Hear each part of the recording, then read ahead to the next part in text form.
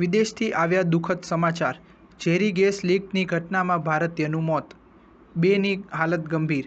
સિંગાપોરમાં ટેન્કની નિયમિત સફાઈ કરતી વખતે ઝેરી ગેસ લીક થઈ જતા એક ભારતીય નાગરિકે જીવ ગુમાવ્યો. જોકે હજુ સુધી આ ભારતીય નાગરિકની ઓળખ જાહેર કરવામાં આવી નથી. અહેવાલો મુજબ આ ઘટનામાં કુલ 3 લોકો લપેટાઈ ગયા હતા, જેમની વય 24 થી 40 વર્ષની વચ્ચે હતી.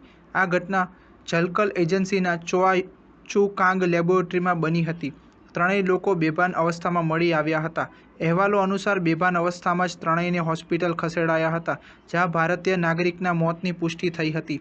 પબ્લિક યુટિલિટીઝ બોર્ડે તેના એક નિવેદનમાં કહ્યું હતું કે 2 અન્ય કર્મચારીઓ એનજી ટેંગ ફોંગ જનરલ હોસ્પિટલમાં હાલમાં સારવાર હેઠળ છે અને તેમની પણ હાલત ગંભીર જણાવાઈ રહી છે. અહેવાલ અનુસાર બેભાન અવસ્થામાં જ ત્રણેયને હોસ્પિટલ ખસેડાયા હતા, જ્યાં ભારતીય નાગરિકના મોતની પુષ્ટિ થઈ હતી. હ્યુમન રિસોર્સ મંત્રાલયે તેના એક નિવેદનમાં કહ્યું હતું કે ઇજાગ્રસ્ત બંને વ્યક્તિઓની વય 24 અને 39 વર્ષ છે.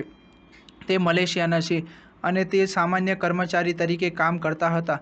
મંત્રાલયના પ્રવક્તાના અહેવાલથી એક એજન્સીએ જણાવ્યું હતું કે ભારતીય નાગરિક સુપરસોનિક મેન્ટેનન્સ સર્વિસીસ દ્વારા નિયુક્ત કરાયો હતો અને તેને પ્લાન્ટની સફાઈ સંચાલનના મેનેજર તરીકે નિમણૂક અપાઈ હતી. સ્ટાર ન્યૂઝ 7 હંમેશા સચ્ચાઈની સાથે.